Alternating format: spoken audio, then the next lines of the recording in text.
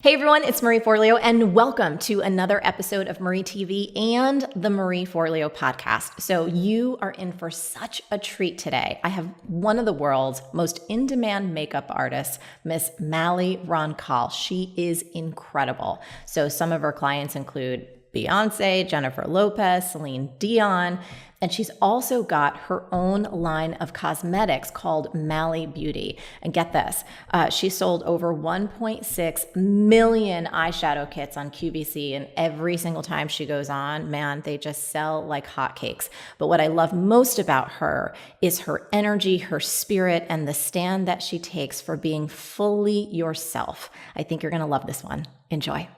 We have so much to talk about. I have admired you. I've heard about you. I've loved on you from afar.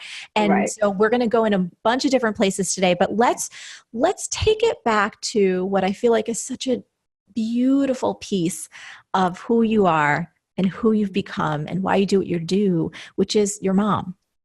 And such a beautiful figure in your life. I know that you shared she was diagnosed with cancer before you were one. She was sick throughout your childhood. In your book, you wrote, "As far back as I can remember, she did all she could all the time to make sure I would be ready for what life was going to throw at me, even if we did some things a little early."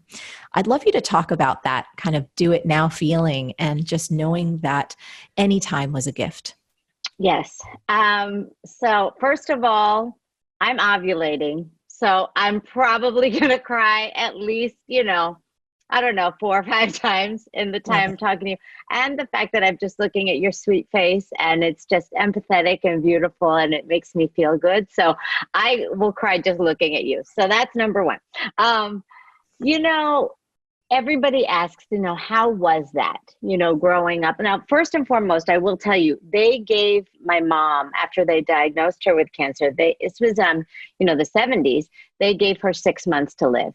She did live for 17 years. And Marie, let me tell you, it was by her passion, by her love of life, by her faith, by the fact that she looked at this child that she worked so hard to conceive and she said, "Oh, hell no, I'm not going anywhere until I know she's okay." And yes, we did have this crazy whirlwind of it was almost like a family romance, because we were like, we don't know how much time we have. So we're going to live every day as if it were our last. So she was, very effervescent and fierce and fabulous. And she loved, Gucci and lipstick and hair. She was very fierce. She was an OBGYN. She delivered over 1,000 babies in her lifetime. She loved the babies. She loved the children. She loved to just be in the moment. So she would say things like, Melissa, my real name's Melissa. She'd be like, Melissa, I really want to go to Europe. And I kid you not, Marie, the next day we were on a plane to Paris. She would just do it. She would say, "You know what? We don't know what we have." One day she says to me, wakes me up early in the morning on a Saturday. She says, "Melissa, let's get up before Daddy and drive to New York City and buy all our friends Cartier watches." I would be like, okay. And so the next thing you know, we'd be in the car. Side note, we bought everybody Louis Vuitton purses. I'll never forget. She was like, "Oh, I can't afford all these watches. Let's go get some purses instead." So anyway, but this was how I grew up. Okay. This was the feeling of life is short, take every minute. And while it was a blessing, of course it was a little extra. All right, let's be honest. It was a little extra. I wouldn't have changed it for 1 second, because it taught me how precious life is. It taught me how precious each moment is, even the hard moments, even the things that are painful or scary or difficult. I learned this at a really early age, and I think that was something that made me who I am, which is why I am who I am. You know, again, team extra for the win. We're big. You know, I know. Look who I'm talking to, the queen over there. So I know that that's how we do. But you love with all your heart. You give with all your heart, because you never know. I mean, look at the world we live in now. You never know what tomorrow brings. That's right. So, yeah. So that's really been, that was a gift, I think, that she gave me. And now, you know, I'm married to Phil, who you saw as we were trying to figure out the computer, and, you know, 3 little girls. And I tried to give them those moments as well. And just saying, you know what, we're not going to waste a minute. And that's what we try to do. Tell me about your mom and makeup and how that connection was made. Mm-hmm. Yeah. Did your mom love makeup? Oh my gosh. She was a drag queen like yours truly. So we love a little bit of makeup. We love a little hair. We love a little high heel. You know what I'm saying? So it was always like that. And honestly, you know, I know it sounds like a Lady Gaga song, but the truth of the matter is I was raised in her boudoir with her. I'm an only child. I'm a girly girl. I'm a girl's girl to the core, all that stuff. So our connection was really through that beauty moment. So she'd be putting on her makeup and I would share with her and we would talk. And this was something that, you know, we would have some of our deepest conversations while we were, you know, doing our faces together. I wasn't really doing my face. I was a kid, but you know, although let's be honest, I was in makeup long before any child should have been, but whatever. So was I, actually. I loved makeup. I loved makeup so much. It was like art. I was like, bleh. Well, and you're a Jersey girl, Miss Thing. So I love it. I love it.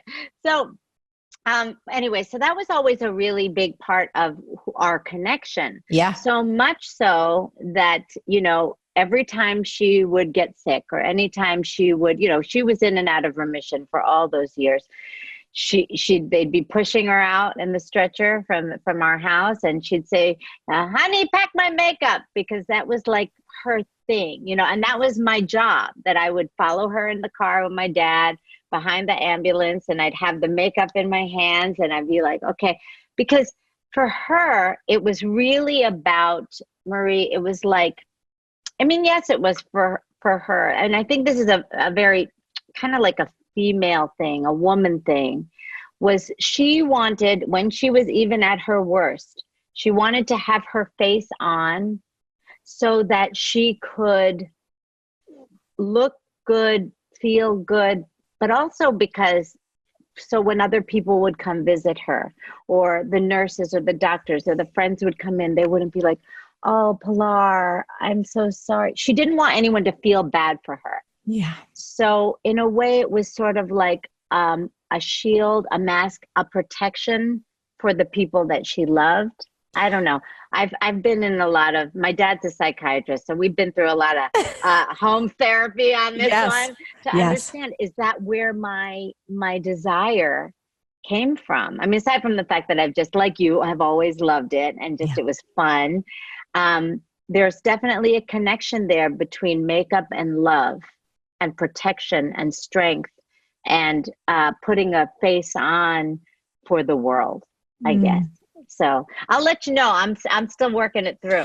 Yeah, I feel like those kind of deep questions, they have a way of, you know, your lens changes on them over time and you see new facets of the connections and the multidimensionality of this incredible soul that is your mom, and that gave birth to this incredible soul that is you, that is now passed down to your kids as well. And it's usually never a simple answer, right? It's usually a couple of layers of society and who we are and our big hearts, and then our artistic expression as well of how we want to make ourselves in this world. Yes. So you made the journey from pre-med to makeup. Tell us about that.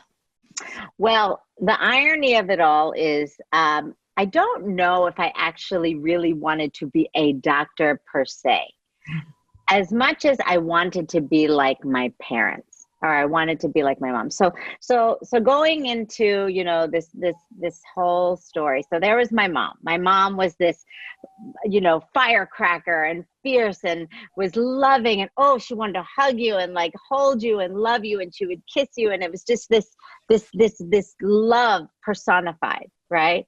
And then there was my dad who, thank you Lord Jesus, is still around doing his thing. He is a psychiatrist. We lovingly call him Confucius. So he is very zen, very chill, very like, the conversations, you know, can take hours, but he'll figure it all out for you. And like when I was young, Maria is so funny. So he'd be like, okay, so you have a math test tomorrow. And I'd say, yes. He's like, okay, so you, me, and mommy, we're going to hold hands and we're going to form an energy circle. And when we form this energy circle, it will bring all of the positive vibes to the test. I know. So we'd be holding hands. Literally, my mom would be like, okay. You know, but meanwhile, my dad is like serious, man. Like this energy is going to bring positive and, you know, whatever. So I was raised with both of those kinds of spiritual bases, right? Like one of is like positive energy, strong, is going to bring it back to you. And the other one is quiet strength that's going to, you know, talk to your angels, talk to your energies, you know, that kind of thing. And I loved both of it.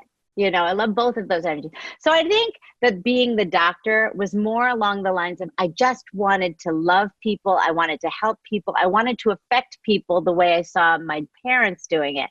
Because when I actually got to pre-med, I was like, this is hard. I was like, can we just cut to the chase where we like love on people and make them feel good at the end? And you know, so anyway, at that point in college, my mom had already passed away, and you know, and I had always loved, you know, obviously makeup and beauty, and I'm 106, so they didn't really have makeup artist schools back then, you know what I mean? It was not like it is now. You know, we all know now it's you know, it's everywhere, but at the time it wasn't really a thing. Yeah. So, you know, but I did love fashion and whatever. I ended up switching to fashion design because I was like, that's the closest thing to the industry. And I always loved it. So yeah, so the transition was actually quite smooth. My father, I think, knowing in his heart that was probably not the best for me. Yeah. He said, whatever you want to do, I'm going to love you and support you. And you have the fire of your heart like your mother. So you're going to make it whatever you do. So I feel so blessed to always feel safe, you know, to always feel like I had backup. And as a mother, that is the only thing that I'm very passionate about, is that no matter what you want to choose in this life, as long as you're not an asshole, guess what? We're always going to be there to support you. And so did you apply to a fashion school and then just followed your heart into makeup, or how did that leap happen? Okay, so again, how the universe works is always amazing. So I grew up in right outside of New York City in upstate New York, so about an hour and a half in Orange County. And so after my mom died, I was a senior in high school. I was actually, again, God works in great ways, because I was actually going to go to Boston University for, you know, and I had this whole plan, and I was going to go to medical, whatever. But my mom died, and I did not want to go too far away from my dad. So I ended up at a school called Marist College in Poughkeepsie. And, you know, I figured it's good, I can come and visit dad, but I lived on campus, you know, all that kind of stuff. Well, when I decided that I didn't want to do that, you know, there was a fashion department there that was run by this very fabulous, amazing gay guy that was just like you know, he had moved to the country after living in New York and designing for years. And I was like, that's where I want to go. Yeah. And that's just kind of how it happened. And again, I was just following my whisper. I was following, you know, even as a teenager, I always was taught to just listen to the whisper, because it's never going to put you in the wrong way as long as you're tight with it, You know what I'm saying? As long as you really are listening and opening your heart. So I ended up there. I ended up, moving to New York, like as soon as diploma in hand, bye. And, went, and that's when, it all kind of turned into the magical, crazy drag queen laden world that we lived in. So I want to talk about the journey once you were in the world of beauty. The hairdresser who said to you that you're too much, that your makeup and your style were over the top, and that it made you question yourself. I would love you to tell us that story and what happened then with like the 2 gigs after, because I feel that so many folks that listen to the show and that tune in, and again, I've been told this so many times in my life. You're too much, girl. Just pipe down. So tell us those stories. I find it so hard to believe, Marie, that people have told you were extra. Shocking. No, I know. Well, we're sisters in that way. And I love that. So yes. So it was early in my makeup artist career, and I was just hustling, just doing your thing, whatever gig you can get, you're going to go for it. I was lucky enough to actually end up with a really great agent, because for years I was just hustling on my own. I was just getting my jobs. I was billing. I was like, making it happen.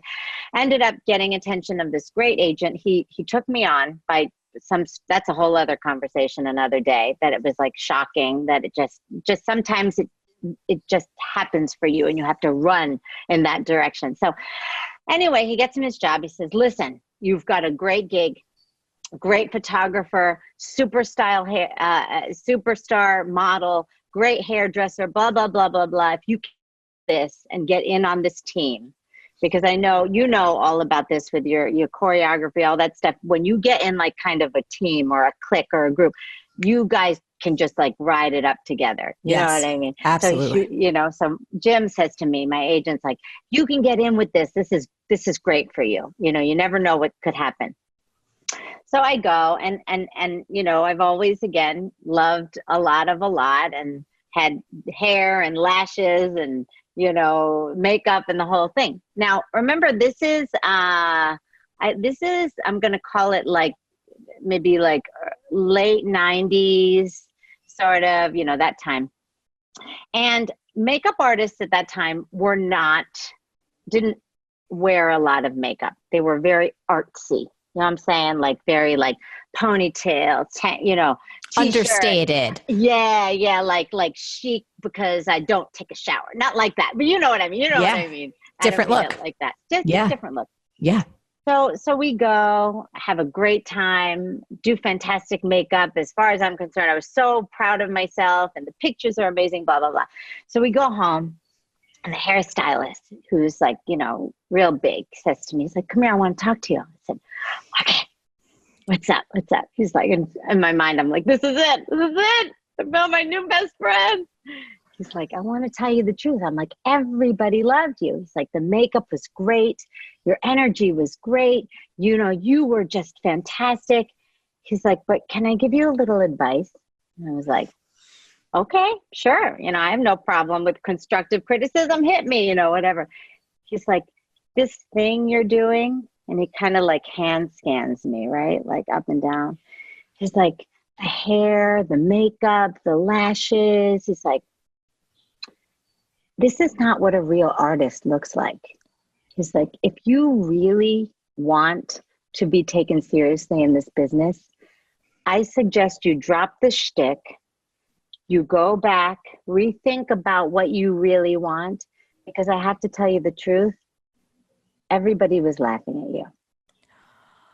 And I said, oh, okay, and so I was crushed.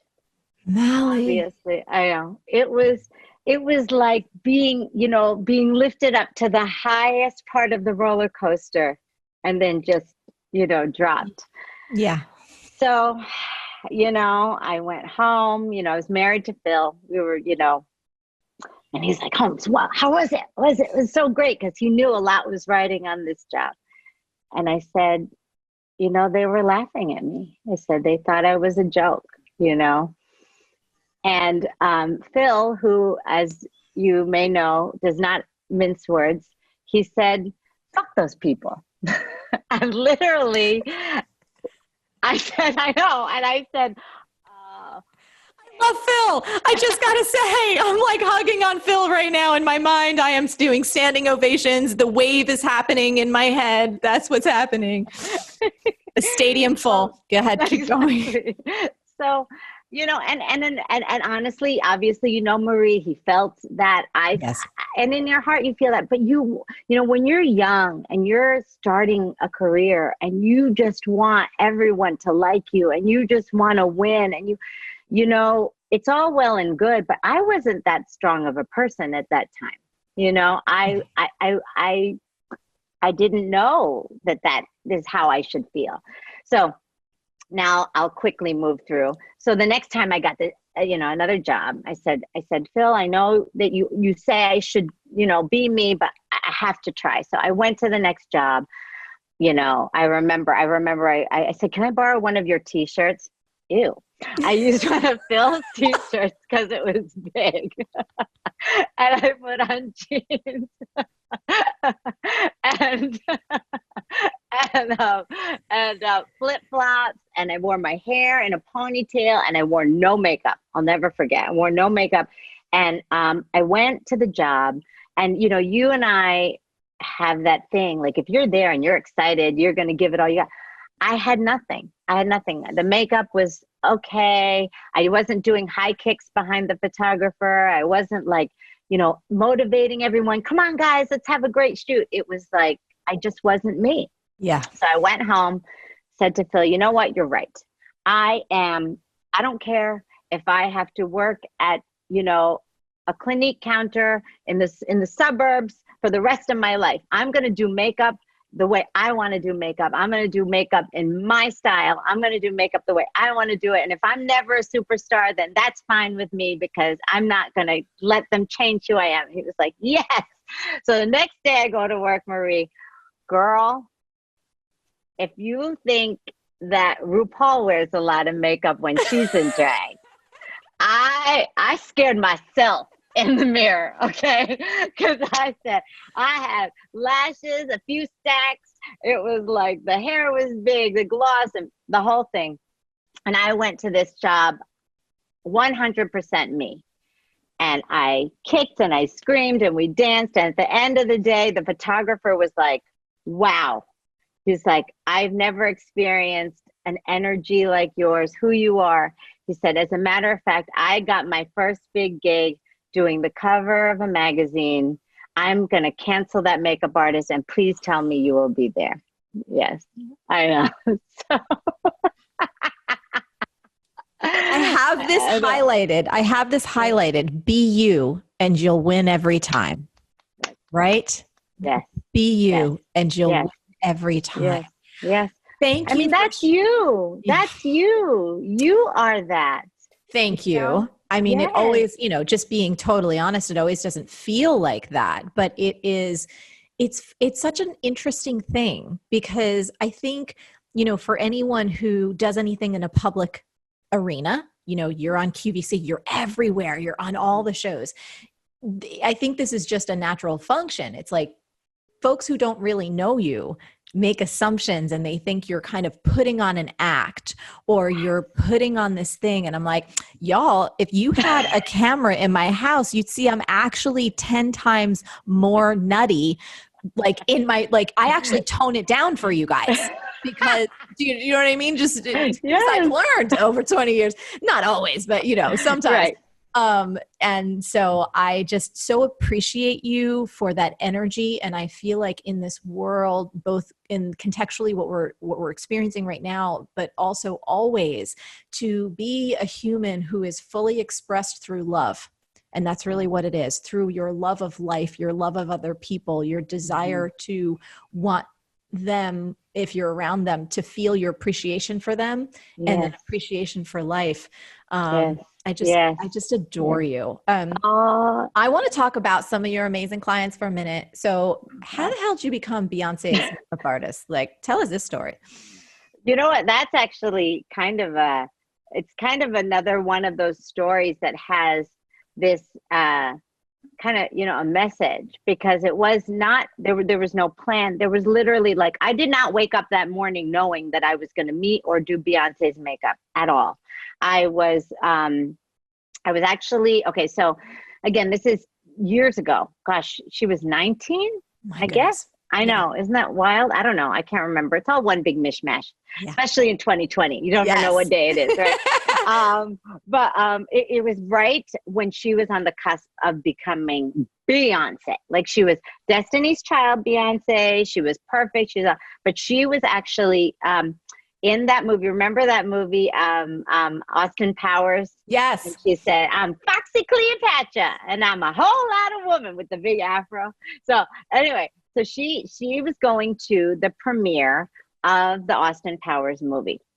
And I guess what happened, this was in New York, and she I guess the makeup artist didn't show up, or there was the cancel or whatever. My agent calls me and he says, "Get your shit together. You're going to do this girl named Beyonce." And I was like, "Oh yeah, okay, I know Beyonce, duh, right?" She's like, "He's going to a premiere, whatever, go to the hotel, you're all set, blah, blah." I'm like, okay. So I go, and I'm really like, obviously excited because she's gorgeous and she's Beyonce, even though she wasn't Beyonce, she was still Beyonce. Yes. So we go, I get ready, I do her. First of all, she's perfect and stunning and amazing and all of it. Yeah, I know. Yeah. It's just all that. We love her so much. Yes. Exactly. Right. So she shows up. She's in this like gold encrusted ball gown, like no shoes, just this big curly blonde afro, not a stitch of makeup. Marie, it'd make you so mad. Not a stitch of makeup on that face. And it's like the color of coffee and cream. Like, it's just this like, whatever. Yes. She walks in and I was like, I like couldn't even breathe. Right. And I looked at her face. And, you remember, like, again, the late 90s, it was all about a beat, like a thick foundation and a lot of eyebrow, and everything was like really like lots and lots of makeup, right? And I knew how to do that, obviously, or whatever. But when I looked at her, I had this thing in my belly, this little like whisper again, this little tickle, and said, "You cannot put makeup on that face. Like, you just can't. Like, you have to just leave it and let the world see that, because it's nothing, they ain't ready for that, all that." So I'm sitting there doing her face, literally 10 minutes, Marie. And because you get beat all the time, you get glam, and it can take, when Gregory's doing your hair and the makeup's getting done, it can take a long time. Yes. So literally 10 minutes, I kid you not. And I said, "Okay, I'm done." And she was like, "Boo, so makeup takes 2 hours." And I don't know where this came from, this vomit of the mouth. I said, "Girl, your face and my makeup, it takes 10 minutes and you're ready to go." And she was like, "Okay," like, who is this wild little crazy Filipino chick? Because I don't know, but she gives me this look that in my mind is her saying like, "Okay, well, you realize this could ruin your career if this is not what you want it to be, but I'm going to go for it." Yes. And sure enough, she gets on her stuff and she walks out the door. And I was like, "Oh boy, I hope that was a good idea." Because literally, Marie, and we're girls, a little concealer maybe, I put some gloss on her, a little mascara, but no lashes, no foundation, nothing. I just sent her in this ball gown. It was just like this great little moment, So anyway, on my way home, it feels like, "So how was it?" He's always like been the cheerleader waiting, and he knew, and I was like, "I think I'm going to throw up." And he's like, "Why?" I said, "I did this thing to her that no one's ever done before. And I just feel like it was the right time for the world to see." He was like, "Did you trust your gut?" And I said, "Absolutely." He said, "Well, then let's see what happens." So this is years ago. There wasn't this thing, right? Yes. So we didn't have Instagram. The minute you like take a dump, it's not on Instagram. Right. You know what I mean? Love those days. Remember? I know. It was nice. Exactly. So I had to wait like a week before the pictures came out in like Us Weekly magazine, right? I know. And I'm looking at the pictures, and I get this phone call from Yvette Noel Shore, who's her publicist, who's still to this day, I mean, just together forever. She says to me, okay, Mally, here's the deal. I said, okay. She says, there were 3 different premieres, New York, LA, and London, 3 different makeup artists.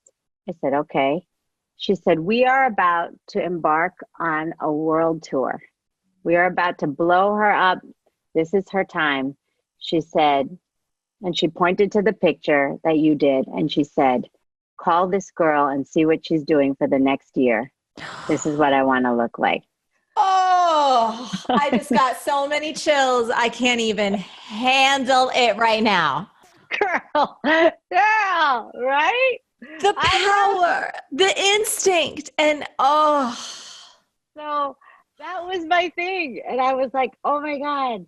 So listen to your feelings, even if they're crazy. See, that was the one thing, because I was like, okay, I'm going to play it safe. My first quick gut was like, I'm going to play it safe.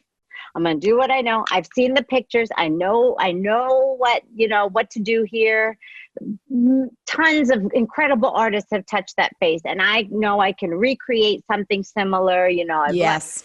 But I said, I don't know. It just doesn't feel right. Doesn't feel like that's what I should do. Yes. And so even if it feels crazy, that's what I tell my girls. I'm like, if something feels crazy, if you still feel it, if it's in here. Yes.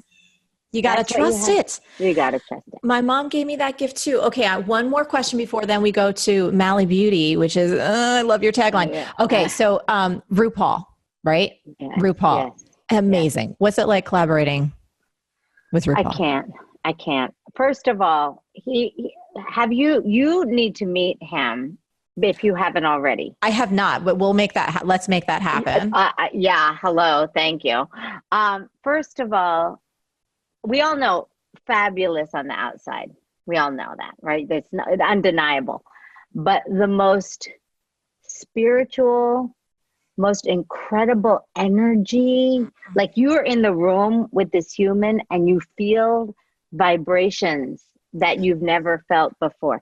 My friend Isaac Mizrahi says he's like a prophet. Like you almost can feel like the universe and God and Mother Nature coming through him. Like he's so amazing. Oh. So I am so grateful that he collaborated. I mean, we've known each other for years, and we've obviously always, stayed in touch and followed and see, whatever. But when my team came to me and they were like, who's your dream, collaboration? And obviously everybody expects you to say like Angelina Jolie or, whatever. I didn't even blink. And I just said RuPaul. And they were like, oh. And it was funny because when I said it, it's almost like everybody went, yeah, like duh, like that's who it should be. Like there's really nobody else, because it's not only the love of makeup, but it's the love of humanity and the love of what's right and the love of this LGBTQA+ community. Sorry, I got to get all the letters because there's more letters on the end now from when. Remember, I told you I'm 105 years old. I got it. When you add letters, you gotta write them down. That's right. I mean? That's right. And, supporting all people and all love. And obviously his taste is incredible. And let me tell you something, that man had his hands on every single aspect of every single thing. I don't know if you can see. I can see. It's gorgeous. Right? Isn't it heaven? I mean, like literally there was not one thing that went untouched. And many, many, many times when I'm going to send you all this, and many times when you're working with someone, collaborating, they'll say, oh, yeah, okay, that's great. Just, put my name on it. I'm good. You like it? Good. Okay. Whatever. No, he was, we're still in collaboration. We have another palette coming out and another set. I know. So it's very exciting. So anyway, so that's great. Listen, I, like you, am very passionate, especially as I get older, about surrounding myself only with the people and energy that I'm done. I always say I will no longer allow myself to be around people that make me feel bad about who I am. Your tagline for Mally Beauty: we believe the things that make you different make you beautiful. Okay, as a woman, you've sold more than, I don't even know, you correct me if this number's wrong, 1.6 million Mally Beauty eyeshadow kits on QVC. And every time you go on, lady, you sell out fast. And I love, because you know me, I love business. I love watching people succeed. I love seeing people win. What would you have to say to anyone who is wanting to get their products out in the world, whatever that may be? Okay, so I launched so Mally Beauty was born in 2005. So it's been 15 years. We actually, thank you, Lord Jesus. We started actually on QVC. So very funny story, and I'll make it short. We, at the time, early 2000s, I was building Mally Beauty. I was also working like around the clock, living on airplanes as a celebrity makeup artist, like literally never home, and just on the grind. I was also the spokesperson for a bunch of, lines. I was the spokesperson for Sephora. I was like I was very, very busy. And so I knew I wanted to start Mally Beauty. I knew that I wanted to do more. I loved doing celebrities. I loved, all of that stuff, but something was missing because I needed to connect with people like you and me and just, women that just wanted to feel good. And, it's funny, Phil always says that, makeup has always just been the excuse for me to try to touch people, because I love people like you, I love just helping and watching people win and watching people feel good. There's like nothing, that's why I love a makeover, like when you see somebody walk out and they're like seeing themselves for the first time, that fills my heart with so much joy. So, but anyway, at the time I wanted to launch in a way that not many people had. So remember, being the spokesperson for Sephora, they were like, great, let's do it. We'll do it in the stores, blah, blah, blah. And I was like, well, I have this crazy idea that I want to do it on television. And there's this thing called QVC, which is like a shopping channel. And they were like, yeah, no. Because, at the time, QVC was not the beauty mecca that it is today. It was not it was not considered high end. Was not considered cool. But being Filipino, I was raised on QVC. I mean, I think I learned half my English language watching QVC. And also remember the point that there was not YouTube back then. So there was really, unless you were reading a magazine and looking at a picture you couldn't teach somebody how to do a smoky eye per se without, reading it or there was just no other way. So I knew somehow in my heart, and my dad actually knew, my dad was the one to tell me, you should, if you're going to launch Mally Beauty, you should do it on QVC because then you can talk to people on television. I love your dad. I love him so much. He's so cute. So anyway, getting back to your question. So anyway, we went there, we launched, they gave us a 1-hour show to launch, which was very, very rare. We were very blessed. And we sold out in 36 minutes, like everything, every single piece was gone. I know it was, girl, let me tell you something. I don't do drugs. But I will tell you that if I knew what drugs felt like, I can probably guarantee that feeling was somewhere in there. Okay. It was fantastic. So my point is this: if there's somebody that is wanting to start a business, and I got to tell you, especially during this time, the quarantine and where we've been and all that kind of stuff, I feel like there's so many people that are now finally taking a chance on their dreams. And saying, they're either doing two things. They're either like retreating back and going like, okay, I'm just going to sit here. I'm going to wait and see what the world brings. And then there's the others who are coming forward and stepping and saying, you know what? I've waited too long. This is my moment. I'm going to start my dream now. And that, I know you and I are both like, rah, rah, yes, let's do it. Go for it now. Yes. But my idea is this, which is the same as every other thing that I've told you in this hour we've been together, is follow your instinct. Follow your true, authentic yourself. Follow whatever you're feeling. Another thing, and I know this sounds like, I don't know, weird, but don't just do something that you've seen somebody else do and it worked for them. Do something that is so authentically 100% you that nobody can copy it. Nobody can give that spirit. Nobody can create the same energy that you are creating. Because I'm going to tell you something. There's a lot of makeup in the world.